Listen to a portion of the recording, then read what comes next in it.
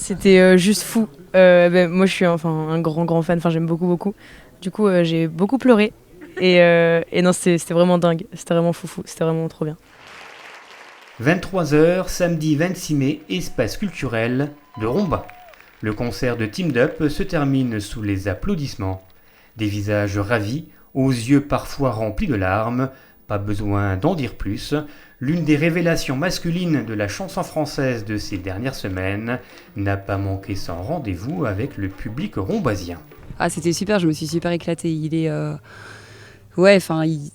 sincère dans ce qu'il dit, dans ce qu'il fait, c'était vraiment génial. C'est absolument génial, et puis je l'ai déjà vu à Paris il y a quelques mois, et on voit qu'il a la maîtrise en plus et qu'il est vraiment super à l'aise. C'est un diamant qui scintille de plus en plus. C'était avant un diamant brut, et maintenant c'est un diamant qui scintille vraiment. Wow, c'est joli ça. Merci. Vous l'avez vu à Paris, donc ça veut dire que vous êtes de Paris, vous êtes d'ici ? Strasbourg.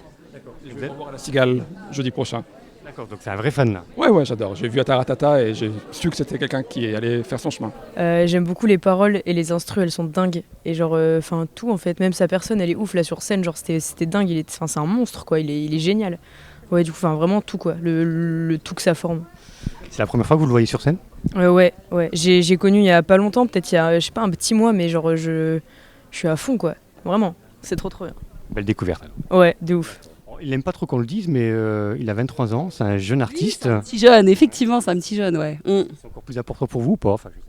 Non, pas forcément en fait, peu importe l'âge quoi. Je veux dire, c'est les personnes, ce qu'elles dégagent qui est important, je pense. Non, mais c'est ça qui est génial. Je pense qu'il a un public tout transgénérationnel. Le talent, c'est toutes les générations. Il n'y a pas besoin d'être jeune, vieux pour l'apprécier. Alors apprécions tout simplement, apprécions cette rencontre entre lui et le public rombasien, mais aussi entre lui et nos caméras.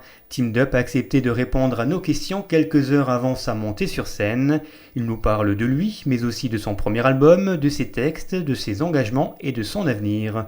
Rencontre intimiste avec celui qui a été influencé par Brassens, Brel ou Ferré, mais aussi par Cat Stevens, Bob Dylan et les Beatles. Classé comme un chanteur d'électro, de hip-hop ou de rap, Teamed Up joue avec les mots et nous plonge dans ses doutes et ses espoirs, un musicien à découvrir maintenant. On est une génération qui a écouté plein de musiques différentes, notamment parce que le médium sur lequel on écoutait transmettait ça. On écoutait ça moi j'ai écouté la musique sur des iPods en fait, dans des playlists en aléatoire. Il y avait peut-être moins ce truc-là où votre génération allait s'acheter des CD, des vinyles. Moi je le fais encore parce que je suis un peu un puriste et j'aime écouter les albums que j'aime profondément dans l'ordre, mais aujourd'hui ça se fait assez peu. Et d'ailleurs même le principe même des radios ou des playlists de stream vont un peu aussi à l'encontre de ça. L'idée c'est de brasser en fait et tout nous arrive. Après aujourd'hui le streaming permet aussi d'identifier des styles selon les gens, mais voilà, j'ai écouté plein de trucs et le trait commun de ça c'est l'émotion, je pense. Je peux être ému par une nocturne de Chopin comme un morceau de Kanye West et il n'y a pas de problème. Je ne connais pas la violence, mais je pourrais l'apprivoiser. Quitte à mourir ce soir, je pense qu'à l'ensemble, que je nous tuerai. Quitte à mourir ce soir, je pense qu'à l'ensemble, que je nous tuerai. Ce soir, ça sera votre 23e concert depuis début février. Alors c'est un rythme plutôt soutenu. Comment elle se passe cette tournée ? Elle se passe super bien. Je prends beaucoup de plaisir à faire ces concerts et puis surtout à rencontrer mon public en fait pour la première fois, parce que c'est la première tournée que je fais en tête d'affiche comme on dit et c'est trop bien. J'aime énormément les gens qui viennent à ces concerts. Ils sont très différents, il y a de tout et ça me touche beaucoup, notamment en termes de génération. Il y a souvent des parents, des enfants, des grands-parents, des jeunes, des moins jeunes, et c'est trop bien parce qu'on se dit qu'on parle pas qu'à un type de personne et puis globalement la scène c'est ce pourquoi moi j'ai voulu faire de la musique dès le départ, donc je suis très heureux d'y être et de pouvoir tourner, de pouvoir jouer ces chansons là sur scène. Vous avez 23 ans, vous avez sorti votre premier album en octobre 2017, enfin à l'automne 2017. Il y a encore quelques mois vous étiez étudiant. Je pense que vous ne l'êtes plus maintenant. Non, ouais, j'ai arrêté il y a 1 an, quasiment tout pile. Je suis allé en Master 1 et puis voilà. Au bout d'un moment, il fallait faire un choix aussi parce que et le temps me manquait. Et puis c'est vrai que c'est difficile d'avoir la motivation pour les études et quelque chose de vachement plus nécessairement contraignant et scolaire quand à côté on commence à avoir des concerts, de la promo, et puis voilà, c'était plus très compatible. Et puis le choix c'est vite fait quand même parce que voilà, je suis jeune, j'ai pas grand chose à perdre, et il y a un truc où aujourd'hui dans la musique tout va très très vite, donc si on prend pas le temps au moment opportun de se donner les moyens que ça puisse arriver, ou en tout cas qu'il se passe quelque chose, ça marche pas. Donc voilà, faut s'y plonger corps et âme. Alors justement, vous l'avez dit, vous êtes jeune. Comment s'est passé ce passage de l'ombre, entre guillemets, à la lumière? C'était brutal, comment vous l'avez vécu? Ça a été assez progressif, même si c'est vrai qu'il y a eu un premier cap qui s'est franchi très rapidement. Comme je vous disais tout à l'heure, moi je faisais des concerts en fait. Quand j'ai commencé à écrire des chansons, l'idée c'était d'aller les jouer devant des gens. Donc j'ai fait je viens des Yvelines, donc en région parisienne, et j'ai fait plein de piano-bars à Paris, dans des bars, dans des cafés. J'ai joué dans des restos. Voilà, c'était et puis progressivement, j'ai réussi à jouer dans une petite salle qui s'appelle les Trois Baudets, qui est un cabaret un peu mythique de Pigalle, de découverte chansons justement. Et voilà, il y a eu ça qui a fait que par ce biais-là, j'ai rencontré des professionnels. Et ensuite, j'ai rencontré mon manager aussi au cours d'un tremplin, un peu par hasard. Et voilà, ces 2 trajectoires sont ensuite réunies pour ensuite avoir l'opportunité de signer avec un tourneur et du coup de commencer à faire des concerts. J'ai fait beaucoup de premières parties au début. Et ensuite, j'ai signé en coédition, puis ce qui m'a permis de sortir mon premier EP il y a 1 an et demi. Et après, voilà, ça s'est fait petit à petit aussi, et notamment parce que j'étais encore en cours, donc il fallait bien prendre le temps. On ne pouvait pas tout brûler comme ça. Et finalement, c'est pas plus mal parce que c'est, je pense, plus serein de prendre les choses marche après marche et de se dire que voilà, tout peut s'arrêter aussi. Donc profiter. Ta tête sur son épaule qui mériterait de tomber dans le vide, oublié de tous. Pour crime de guerre, crime contre l'amour, crime contre l'humanité. Parce que ouais, si t'avais pas remarqué, ben c'est moi l'humanité. Je fais ce que je veux, rien à battre, je suis un ouf. Je suis sûr de moi et à peine névrosé.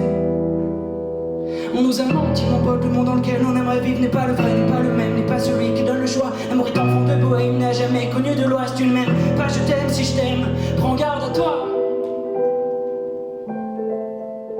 C'est vrai que j'ai jamais eu d'article assassin, pour être honnête, où voilà, vraiment ça met des bâtons dans les jambes.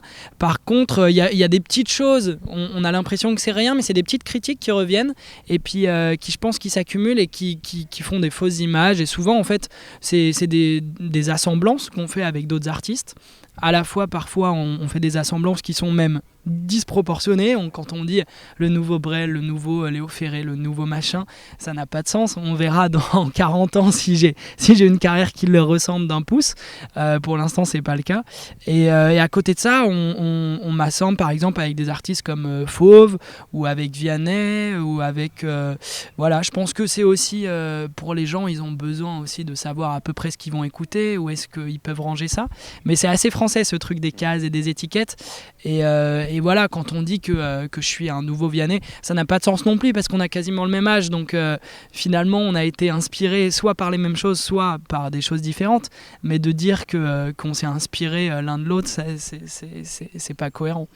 Donc voilà, c'est des petits trucs qui reviennent comme ça. Ou l'infantilisation aussi. Souvent, je fais assez jeune et du coup, il y a ce truc-là. Ah, il est jeune. Ça, c'est quelque chose qui vous agace? À 23 ans, il est très mature, dis donc. Et, ouais, un peu. Bah, je trouve que c'est parfois un peu méprisant de sous prétexte qu'on soit jeune qu'on puisse moins faire de choses ou alors que ce soit plus étonnant.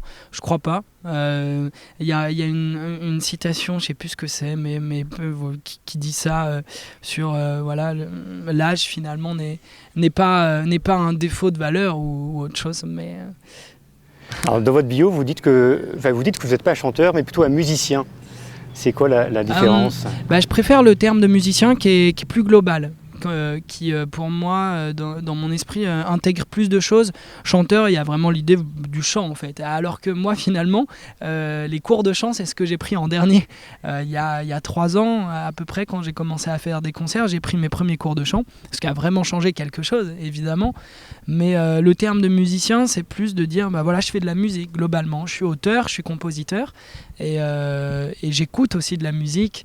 Et c'est moins contraint. Et puis aussi, c'est parce qu'on m'avait demandé dans une interview si tu rencontrais quelqu'un pour la première fois en soirée, comment tu te définirais. Et j'irais pas dire à quelqu'un, bah écoute, je suis chanteur, je trouve ça hyper prétentieux vu comme ça. Donc voilà, musicien, c'est un peu plus dans l'ombre, ça me va. La tristesse, c'est un peu chum, hein. C'est la maladie, c'est la mort, c'est les grèves, c'est la descente en Ligue 2 de Metz. La mélancolie, c'est bien plus ensoleillé, bien plus lumineux. C'est comme un samedi soir à Romba, par exemple.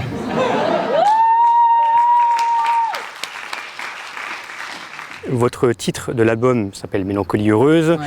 Et il y a des titres comme Soleil noir, Envie méchante et même Paradoxe. Le paradoxe, c'est ce qui pourrait vous définir un petit peu? Bah, je pense que c'est ce qui définit un peu tout être humain en fait.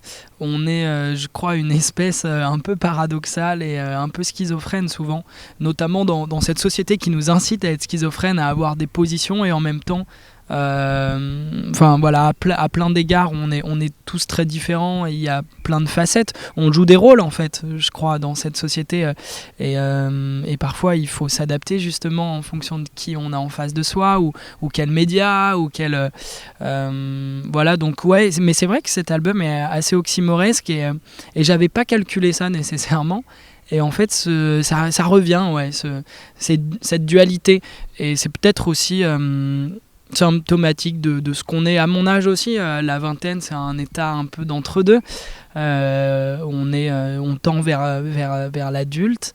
Et en même temps, moi, je reste un grand enfant. Donc, et on n'a pas trop envie de grandir, même si ça fait aussi rêver d'avoir des responsabilités, d'être tout ça. Mais voilà, je pense que c'est un état à la fois de construction et de déconstruction. Vos textes parlent de quoi, pour résumer? Pour résumer, je pense qu'il parle de voyage beaucoup. Je crois que sur cet album, il y a l'idée de destination. Et puis la vie est un peu une grande destination en fait. On part toujours d'un point A pour aller à un point B. Que ce soit même dans des relations humaines, des relations sentimentales. Il parle d'amour, il parle de voyage, il parle d'enfance, de rêve, d'envie, d'échapper. Voilà, il parle de quotidien aussi. J'aime bien l'idée de tracer un regard assez brut sur ce qui nous entoure et sans forcément aller chercher des thèmes grandiloquents ou constamment de l'inspiration onirique. J'aime le fait aussi de regarder vraiment les choses telles qu'elles sont et de dresser un portrait parfois un peu brut de ce qu'on a devant soi, mais tout est potentiellement inspirant. Est-ce qu'il y a une volonté de faire passer des messages ou pas? Sur ce premier album, je crois pas. Si ce n'est un message de me présenter en fait. De me présenter et de dire qu'on peut se présenter de plein de façons différentes. Et l'idée, c'est que cet album parle un peu de moi, mais j'espère aussi des autres et du monde qui m'entoure. Mais c'est quelque chose vers laquelle j'aimerais tendre aussi. C'est vrai c'est pas facile de dresser un message ou de porter une conviction dans une chanson ou de défendre des valeurs. Et en même temps, je pense que c'est important. Il y a assez peu d'artistes qui le font aujourd'hui. Et c'est quelque chose que j'aimerais faire, mais qui n'est pas simple. Il faut trouver un bon angle, le faire avec de la nuance, quoi. Ça veut dire que vous pourrez vous engager pour une cause ou pour Bien sûr. pour quelque chose? Ça je le fais déjà Ouais. un peu quand on me sollicite. J'ai participé à des courts-circuits par exemple où j'ai joué dans des maisons médicales ou pour les handicapés et je trouve ça super. On m'avait demandé de participer aussi à un débat sur la défense du droit des femmes L'IVG aujourd'hui? il y a même pas de question à se poser bien sûr et je trouve ça à la fois effroyable que ce oui parce que maintenant en Irlande et en même temps mieux vaut tard que jamais donc c'est bien et à mon niveau, moi j'ai peu de visibilité, mais je me dis, bon, bah, il suffit qu'il y ait 15-20 000 personnes qui m'écoutent. Il vaut mieux peut-être qu'elles entendent un message de valeur positive, ou en tout cas de défense de quelque chose de juste, plutôt qu'un gars comme Zemmour qui a la parole tout le temps et puis qui va dire des conneries sur conneries et dresser à la fois des faux semblants, des mensonges et des amalgames. Donc voilà, après il faut faire attention aussi, parce que dès qu'on devient engagé, tout de suite il y a une image un peu sur soi qui est qui peut être vue comme de la prétention, mais je crois pas. Il me semble qu'il faut aussi profiter de ces voix qu'on a, et si elles peuvent porter un tout petit peu, bah c'est déjà pas mal. Un peu de mélancolie heureuse, comme la douceur de la paresse, comme une après-midi pluvieuse, tout le contraire de la tristesse. Un peu de mélancolie heureuse, comme la quiétude d'une caresse, comme une tonne si joyeuse, bien l'opposé de la détresse. C'est toujours du français. Il y a quelques années maintenant, il y a 4-5 ans, il y avait des deux. C'était 50% au début. Et puis en fait assez rapidement en fait moi j'ai écouté beaucoup de musique anglophone, ce qui m'a inspiré aussi, et ce que j'aime dans cette langue c'est le phrasé, c'est les sonorités, le groove. Il y a quelque chose de fantastique. C'est plus difficile à faire sonner du français, et en même temps assez rapidement après je me suis dit bon, l'anglais c'est pas ma langue, c'est pas à moi, donc j'ai à la fois peu de légitimité, j'ai pas non plus un accent de ouf, et moi j'aime pas trop les chanteurs français qui chantent avec un accent français.